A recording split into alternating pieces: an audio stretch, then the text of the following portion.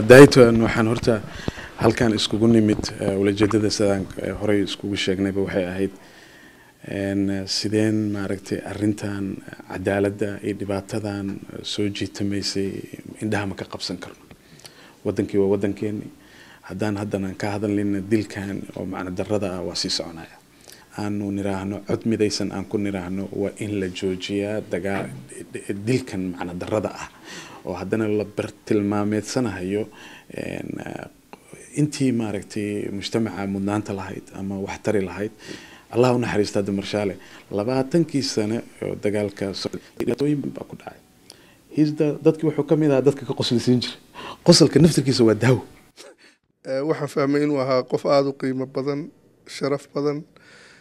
waxa lagu dilayna ay tahay xirfadiisa iyo aqoontiisa uu ahaa nin fanaana riwaayadaha dhiga matila dadka ka qosliya ka farxiya intaasaa lagu dilay kuwii dilayna waxay ahaayeen dad ku cadow ah farxadda bini aadamku inuu farxo bini aadamku inuu qoslo banaadinku inuu sheekaysto wax la isku dilo maahay waxay ahayd wax loo isku ammaano lagu sharifo lagu qiimeeyo bay ahayd maadaama dad badan qalbigoodii farxad gelinayo niyad sami dadka ku dhex beerayo badanaa dadka fanaaniintu waxay sheegaan waxyaabo aan dadka kala garan oo caqligiisa waxa laga yaabaa haddii khaladkaas samaynayso si kaftana lagugu sheego baa ka qurux badan haddii ka hor cay iyo meel gidaar loogu fariisto ama sida inta badanaa soomaalidu sameeyaan marka ninkaas soomaalidu qof hadduu naqdiyay ama wax ka sheegayo si farxad leh buu ku sheegayay si qosol ku sheegayay qofkiina wax ma gaarsiinin xabad muu qaadan hadda markaan soo soconaya waxaan dhahay ninkan miskiinka maxaa lagu dilay ana isagoo shactareenay waa arkay wax xun aan kama maqlin afan Soomaa ninkan marshaale ana shayuuqda waxaan ahay runtana sheegta wixii sax ana fiirsada ana wixii masraxiyada wixii islaamka waafaqsan oo nolosha ka hadlaya waaqac waa la ogol yahay ana riwaayad waaqac ka hadlaysa hadii la sameeyo xalaal waa la ogol yahay sababtoo dadka la rabo in ugu baraarujiyo riwaayad ka hadlaysa oo kale musuq maasuqa riwaayad hadlaysa marka ninkan wuu hadlay laakiin inaa wuxuu leeyahay bahashaas daabo marshaale hadal ka soo baxay nimankan oo waxaan dhahay hadal ka soo baxay ama xaq sheegay markuu hadlay ani waa dhageystay markuu xanay laba koox midkood dishay labada koox ugu weyn magacooda ma sheego is garanayaan labada koox ugu awood weyn Soomaaliya labadaas koox midkood dishay sababtoo ah laba hadal ku hadlay hadalna wuxuu ahaa kan beesada haysto barakacayaalka ma kaalmaysid xigmada ku jirta marka hadalkaas beesada oo ummadda oo masaakiinta ha cunin waaye ee dadka barakacayaalka kaalmay marka qoladaas horta waa caroodeen dhinacii kalena haddana wuu hadlay wuxuu yiri waraabo oo ku cuni jiray dadka ka qabtay ka waran marka waraabo wax cuni jiray oo dib waday in la soc inay jirtana waa la socdo marka cid kalena uu ka hadlay marka labadaas ma ku faraxsanaanayaan marka qofka xaqa sheegayo dadka ma jeclaanayaan marka arintan waa soo noqonaysaa mar walbo dad badan ayaa maaragtay la dilay inaan anaga aan isku tagno oo aan stand ka qaadan waxaan mu adkeysan karno enough inaan iraahno I mean we've been silent enough waqti badan aan musneen marka waqtigii hadda la soo gaaray oo maaragtay aan arrimahan ka hadli lahayn maxay leeyahay haddii aanu ka aamusno micnaheedu waxa weeye inaanu haddaan xataa raalli ka ahayn inaanu waxba ka kala jeclayn marka waan kala jecelnahay raallina kama nihin waxaan halkan isugu nimidna inaanu iraahno waa qalad waa dulmi ilaahayna raalli insha Allah taala waxaan marka inta ku darayaa inaan dadka xasuusiyo mar walbaba qofkii maanta dhintay cid kastoo ahaaba burita mid kala dhimanaya saadam mid kala dhimanaya geerida iyo fidnadu mar haday timaado ma taqaano qabiil marka walaalayaalow anaga ii sheeg runtii dumar haddaan nahay dumarka waa ka sii daran yihiin qosolkii waa naga dhamaaday ma farxano oo intii joogtay noqotay habeen dhaweeto kulli waa la isku ooyay marka taxsida gabar oo wiilku dhalay oo deeq la dhaho oo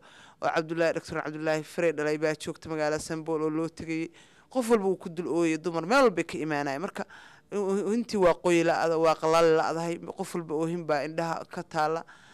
marka waxaan xanuunkan dadkeenan haddaan halkaan joogno inkastoo aan wadankii miles badan aan joogno haddana maadaama tacsidii joogto noo noqotay farxaddii ayaa naga tagtay aada iyo aad ayaan dhaawacuna marka annaga waxaan samayn karaa haddaan maanisooto nahay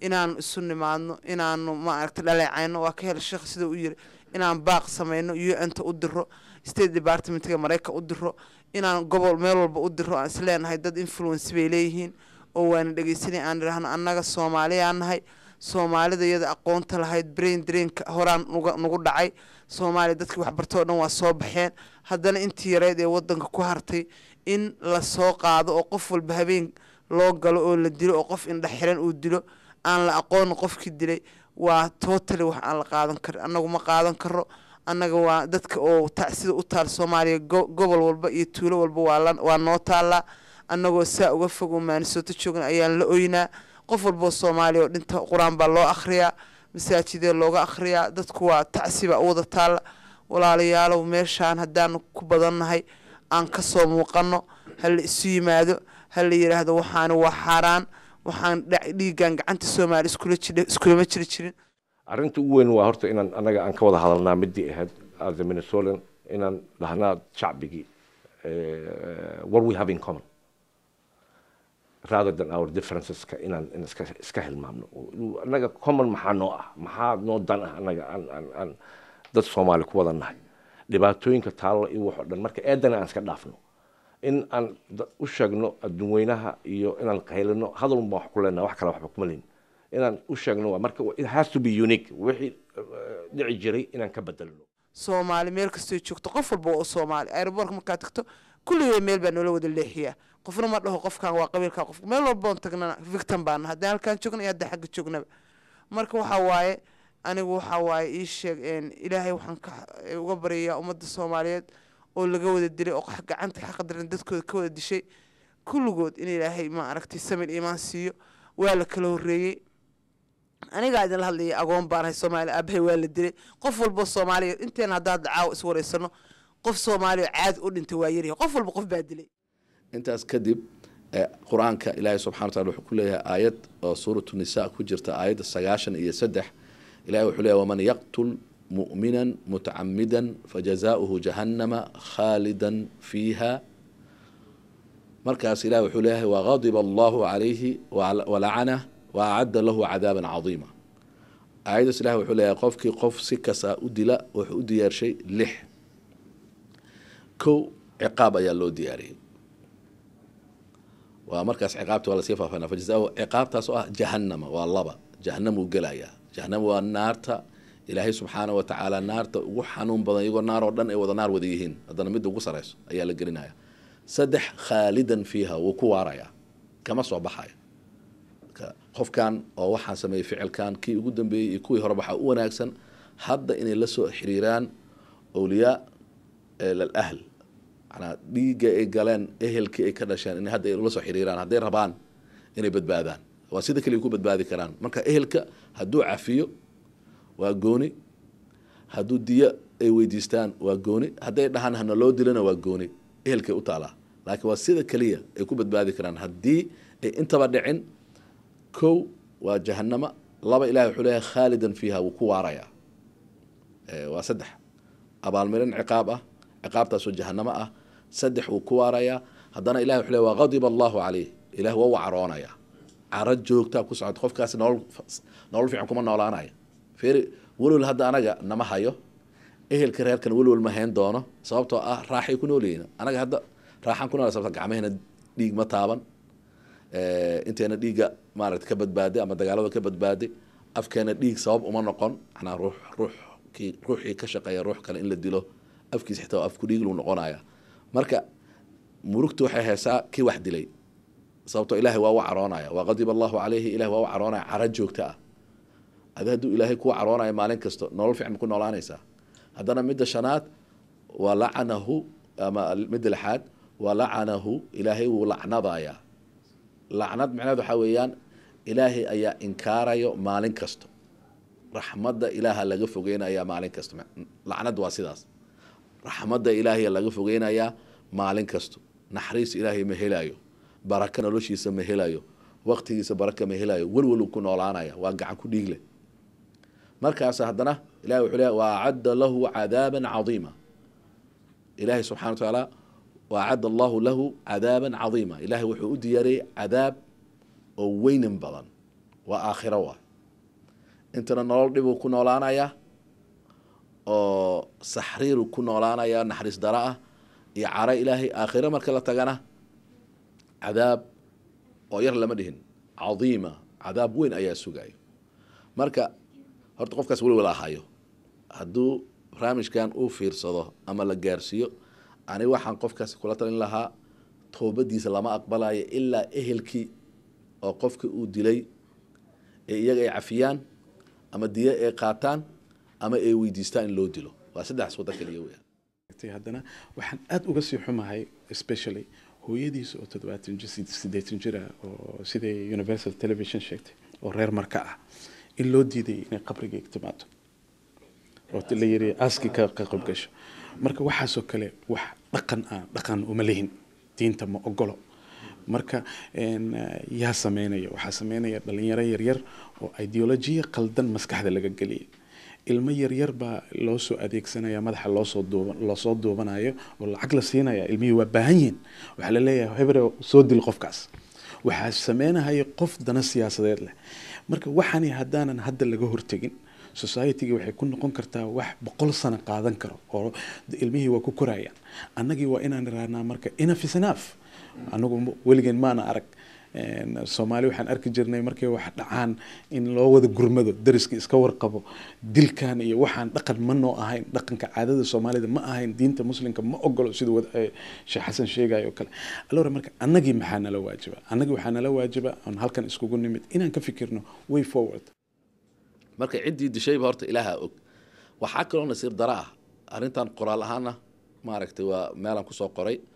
dawladda oo markasta sheegata markii qof la dilaba waxay leedahay waa baaraynaa talaabaan qaadaynaa maxkamadda la horkeeni doonaa ay wax la baarayo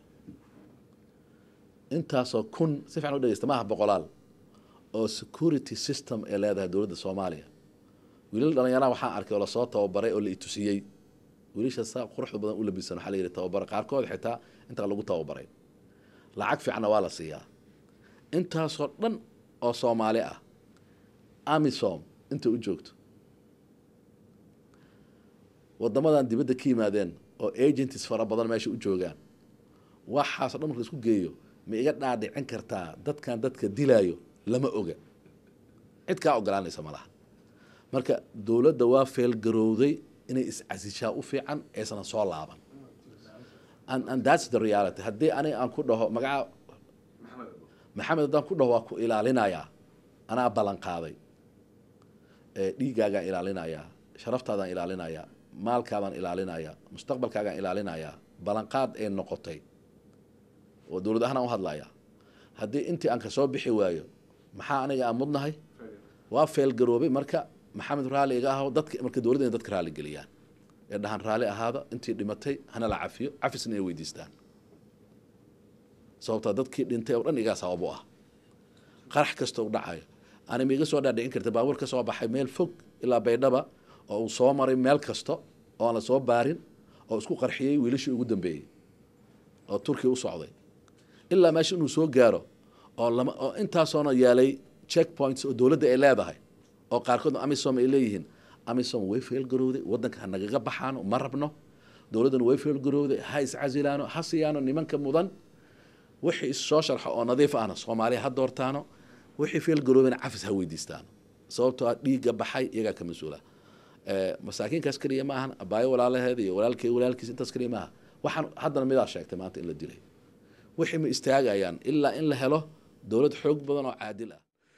yacni waxa cajiiba dadkii xabadda qaatay wax dilayay inaan cidiba wax u haysanee oo cidinaba dilayna laga daba tegaya qof ama qof miskiin oo isagoo wadaadaho meel masaajid ka soo baxaya ama mid shaqaysanaya ama ninkaa fanaanka ah ee fikraddiisa cabiraya yacni waxay ku tusaysaa inaan Soomaaliya weli la gaarin xorriyatul qowlka qofka loo daayo war qofkii waa hadlay wax kasta ha yiraahdo waxba kuma gaarsiin kuma dilin kuma abaarin wuxuu kugu sameeyey male marka ilaahay isagana jannada ha geeyo ilaahay khayr yacni reerkiisiibaa iyo dadku ka dhintay baa maanta inoogu murugo badan ummadda soomaaliyeed dhanna waa wada murugoonaysaa laakiinse tacsi baan u diraynaa kulligeen tacsi baynu u diraynaa dadku ka dhintay qaraabadiisa arrin kastoo wanaagsan dad baa bilaaba haddii aanu u yeeran lahayn inteeni naga maqnayd inkastoo aysan tahay inaan dadkii walaalaheen aan u yeerano oo conference noocaasa aanu sameyno oon iraahno war aanu wacyigelino ummadeeni aan markaas conferencekii ha ka soo baxo oo aan iraahno waxaani ma socon karaan we have to war wadankan annagaa leh ummadeeni wey indhad xumadan marka ma u dulqaadan karno marka aniga waxaan kusoo gabagabeynayaa 2 qodob reer Minnesota maxaan sameyn karnaa waxaan sameyn karnaa hadalkan mar kasta ku celceliyay laakiin waxa la yiraahdaa quraanka wuxuu dhawa dhikr fa inna dhikra tanfa'u al-mu'minin waanada iyo halagu celceliyo ugu dambeyntii dadka oo faith ka leh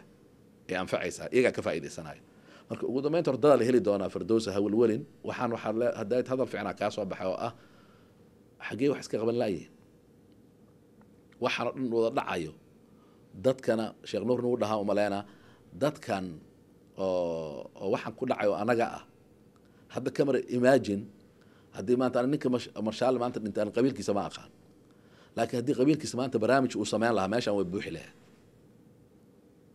laakiin anaga waxaan isugu nimid Soomaalinimo iyo Islaamnimo sida saxdana saas waay qofka muslimka walaalkaaga markuu dhinto li xaaji rasuulku uu yiri waa xaq qofka kale uu ku leeyahay waxa kamid ah tacsiyada qofka haddii lagu yeero tacsiyo in wax daruuro ah oo culus oo qofka kaga cudur daaranaysa maahan waajib ah inaad timaado xaq marka waxa ah in loo duceeyo qofkii dhintay marka daas waa ugu duceynaa waana u duceynay waana wadana ducada intii dhibka gaarsiisay waxaan u qaban karna malaha hadday rabaan inay aakhiro badbaadaan oo qofkii oo aan ku dhaganeyn ilaahay hortiisa maxkamadii caadilka ahayd aan la horkeenin hadday rabaan ay ka baxsadaan hadda wixii wax dilo dhan laga soo bilaabo gruubyada xoogiga ah oo hubabku waaweyn haysta dadkii dad ka dileen ha u tageen cafis ha weydiisteen dowladana iyo Amisom iyo intii kale oo aan nabadeyn karin oo aan wax noo dhisi karin dadka Soomaaliya la isku daayo Soomaali way israbtaa hadda wada hadal ay bilowday waa markii ugu fiicnayd ani waa tagay Soomaaliya waa soo arkay ani ma arkin Muqdisho qabyaalad lagu shaqeynaa shacabkan ka hadlaya shacab waxaan arkay cidna cid ma aragtaan u soconayn shacab waxaan arkay iyaga is ilaalinayo walaalkii Mustafa Markhaati ka yahay dadkii hadda way daaleen dulmi ma rabaan waxa dulmiga raba ama wada waa wax kooban waay waxaas kooban haday Soomaali isku tagto iska qaban kartaa anagaba ka adag xitaa waxaan dhahaa al-shabaab haddii anaga Soomaali dhexdeena oo la dhaho wada tashta al-shabaab waxa ka yeelada oo la soo falgelin oo Mareykan uu soo faragelin Amisom cid kale aan waxaan aaminsanahay xal inaan u heli karno anaga shireen Fard Maxamed iyo cigaal wada fariisanayna ay siyaad waxaan leenahay al-shabaab hortii ka dhashan iyaga cirki bay ka yimaadeen may Soomaali Soomaha isku afsoo kuma hadalno aan gudi doorano Soomaali ka socoto oo Soomaali dooratay gudigaas u tagay waa la hadlaynaa dagaal wadaan ilaahay quraanka wuxuu leeyahay inamul mu'minuuna ikhwa walaalaanahay aayaddu wuxuu leeyahay faslixu bayna akhwaykum aan wada heshiino maslaxada Soomaaliya aan u heshiino quraanka aayadda la sii wada waxay leedahay qaybteeda labaad fa in bagad ihdahuma ala al-ukhra faqatul lati tabqi hatta tafi ila amri Allah haday ogolaadaan alxamdulillah waxaan rabnay waxaan leenahay wada dhisano laakiin ma rabno in oo dawlad fariin noo soo farta ay dhahaan ama madaxweynaha ay ku dhahaan ama dawladda ay ku dhahaan mala heshiin kartaan lama hadli kartaan ana waxaan rabaa cid kastoo hubaysan oo Soomaali in la hadlo sababta Soomaali waay wadankii wax kale yihiin haday dambi ku jiraan xataa al-shabaab hadda dambiyaal ay ku jiraan waa ognahay ana sheekh ahaan waxaan ogahay dambiyada ay ku jiraan dambiyo waaweyn inay yihiin oo in Ilaahay u toobad keenay inay waajib tahay laakiin waxay dilayeen waa shacabkooda Ilaahayna aakhir waa weydiin doona marka laakiin wali waxay haystaan fursadaas oo ah shacabkooda inay la hadlaan ay u toobad keenaan Ilaahay shacabka cafis ay weydiistaan isla markaasna wadankan ay badbaadiyaan sababtooda wadanka loo soo galay oo intaas koono lagaga soo galay marka aniga waxaan dhahay cidii dishayba ama al-shabaab ha ahaato ama dowlad ha ahaata anaga waxaan hubna ma lahan sababto wax la baaray ma lahan cid wax baarayso xoog badana ma jirto laakiin cidday dishayba ciddaasi ilaahay subxaana watacaala kama fakan karto haddii cadaaladda oo adduunka ama dhulka ay ka faktaan ti ilaahay kama fakan doonaan ama koox ha ahaato ama qof ha ahaato nimankaas lasoo sheegay walaalaheena isla maalinta xitaa nin kalea la dilaa la yiri marshaal maalintii la dilay marka waxaan ula jeedaa dilkan ma dhammaanayo ilaa anagaan isku tashano أعوذ بالله من الشيطان الرجيم بسم الله الرحمن الرحيم والعصر إن الإنسان لفي خسر إلا الذين آمنوا وعملوا الصالحات وتواصوا بالحق وتواصوا بالصبر